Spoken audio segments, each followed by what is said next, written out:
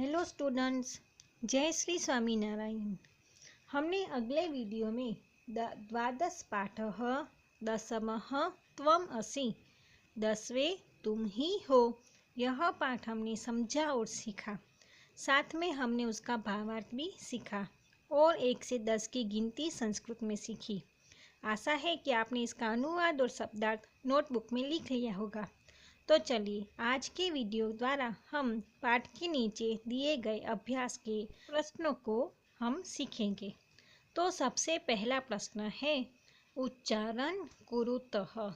यहाँ पे पुल्लिंग, स्त्रीलिंग और नपुंसकलिंग शब्द दिए गए हैं। कोई शब्द को पुल्लिंग, स्त्रीलिंग या नपुंसकलिंग समझना हो तो किस तरह से हम उसको पहचानेंगे, उसका एक तरीका है। जैसे कि पुल्लिंग शब्द होता है उसके नाम के पीछे विसर्ग होता है।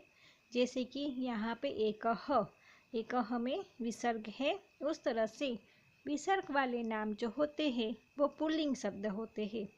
स्त्रीलिंग शब्द में आ और ई की मात्राएं लगी हुई होती है, जैसे कि यहाँ पे है एका।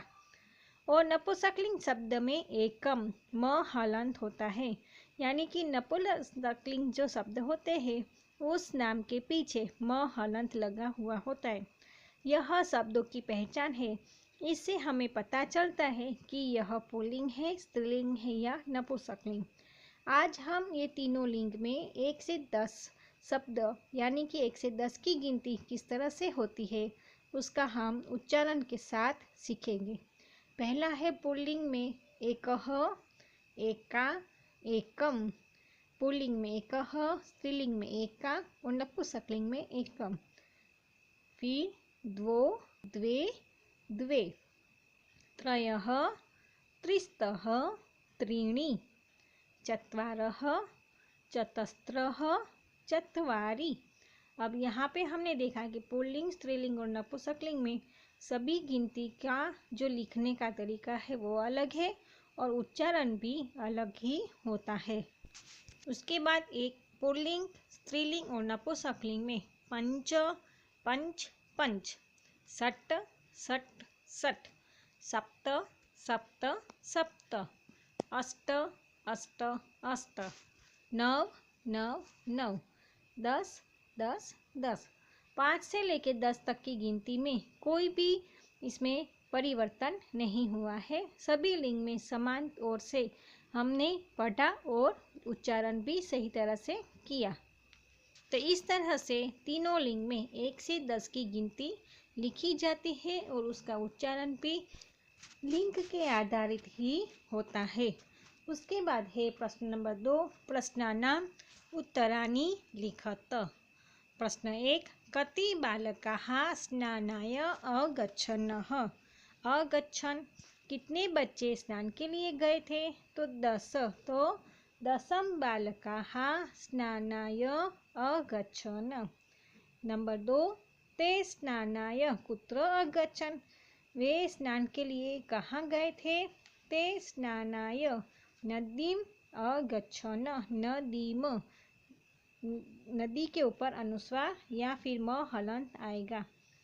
ते कम निश्चयम अकुर्वन्। उन्होंने क्या निश्चय कर दिया था कि एक बच्चा जो है वो पानी में डूब गया है, वो उन्होंने ऐसे ही निश्चित कर लिया था। तो उत्तर में लिखेंगे ते निश्चयम अकुर्वन् यत् दशमः नद्यां मग्नः।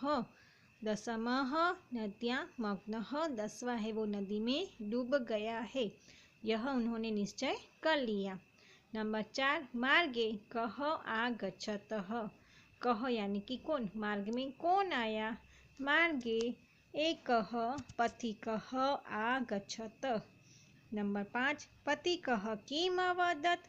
पथिकः वदति दशमः त्वम् असि। 10वां तो तुम ही हो। तो इस तरह से प्रश्नों के उत्तर हमें संस्कृत में ही नोटबुक में लिखने होंगे।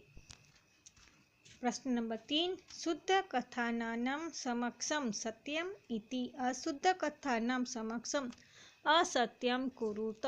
सही प्रश्न के सामने सही का निशान और गलत के सामने गलत की निशानी हमें करनी है। पहला है दस बालकाः स्नानाय अगच्छन्। 10 बच्चे स्नान के लिए गए थे, तो सही। सर्वे वाटिकायाम अभ्रमन्। सभी वाटिकायाम यानी कि बगीचे में घूमने गए थे, तो गलत। ते वस्तुतः 9 बालकाः एव आसन्। वो वास्तविकता में 9 बच्चे ही थे, तो यह भी गलत। बालकः स्वं न अगणयत। बालक खुद को नहीं गिन रहा था, सही। एकः बालकः नद्यां मग्नः। एक बालक नदी में डूब गया था, तो गलत। उसके बाद वाला ते सुखिताः तूष्णीम अतिष्ठन्। वे सभी सुखी होकर चुपचाप बैठे थे, तो गलत। वो सभी दुखी होकर ही बैठे थे, तो यह उसका आंसर आएगा गलत। उसके बाद वाला कोऽपि पथिकः न आगच्छत। कोई भी मुसाफिर वहाँ पे नहीं आया था, तो यह भी गलत उत्तर होगा। नायकः अवदत् दशमः त्वमसि इति।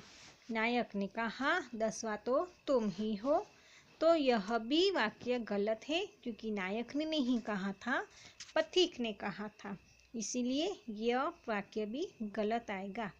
ते सर्वे प्रहष्टाः भूत्वा गृहम् अगच्छत।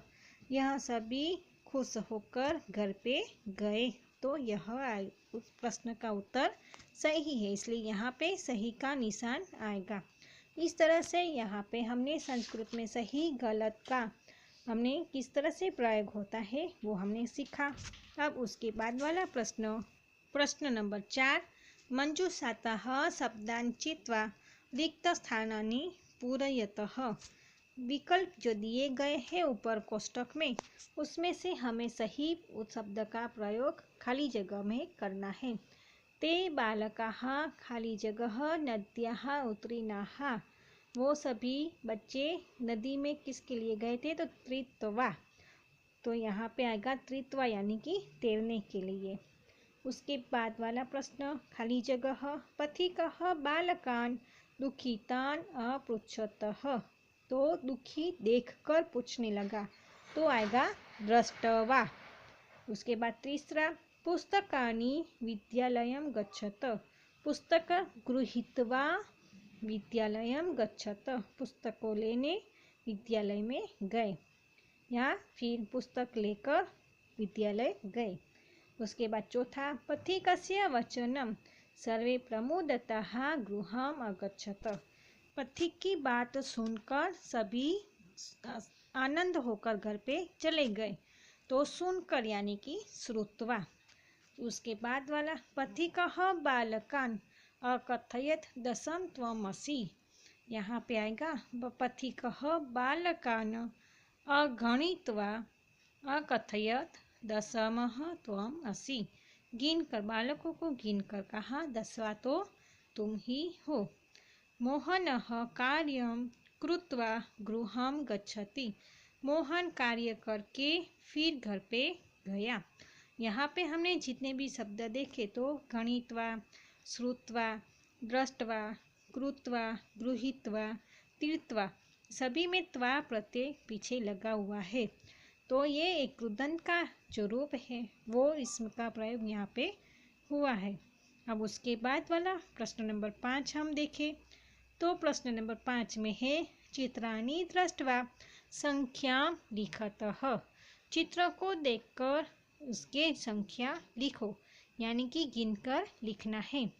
कंदुकानी, अब यहाँ पे हमने देखे तो 8 कंदुकानी। कंदुकानी एक नपुंसकलिंग शब्द है, तो उसमें शब्द का प्रयोग करके अष्ट यानी कि अष्ट कंदुकानी। उसके बाद 3 चिड़िया है चटकाहा। चटका स्त्रीलिंग शब्द है, इसलिए उसमें आएगा त्रिस्तः। पुस्तकम, पुस्तकम जो नपुंसकलिंग शब्द है तो एक ही है, इसलिए इसमें आएगा एकम। एकम पुस्तकम। मयूरो, मयूरः का मयूरो यानी कि पुल्लिंग शब्द है, इसलिए इसमें आएगा द्वो। उसके बाद है बालिके। अब बालिका शब्द स्त्रीलिंग शब्द है, इसलिए यहाँ पे आएगा द्वे। मयूरः, दो शब्द, मयूरो दो थे लेकिन वो पुल्लिंग शब्द था इसलिए द्वो आया। बालिके स्त्रीलिंग शब्द है इसलिए इसमें द्वे आया। उसके बाद तालाहा, तो 6 ताले हैं इसलिए सट्ट तालाहा। उसके बाद कपोताहा, तो 5 कपोत है तो पंच कपोताहा। उसके बाद पत्राणी, तो 10 पत्राणी है।